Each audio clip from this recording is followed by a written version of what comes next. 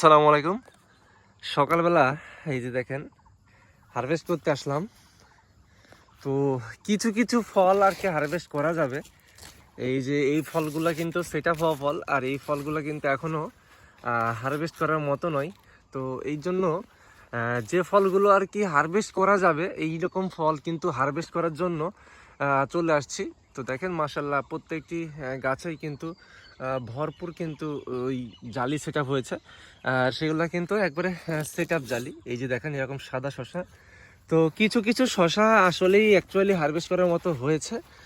তো যেগুলো আর কি হারভেস্ট করার মতো উপযুক্ত শসা, এই যে দেখেন সাদা সুন্দর শসা, সেগুলোই কিন্তু এখন এই যে এই শসাটা কিন্তু আসলে হারভেস্টের উপযোগী হয়েছে।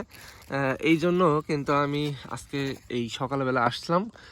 আর এই যে দেখেন যে আমার টারজান ফেরোমন ফাঁদ, এটা কিন্তু আমি কালকেই রিপেয়ার করে দিয়েছিলাম, মানে পরিষ্কার করে দিয়েছিলাম, আজকে আবারও হয়েছে।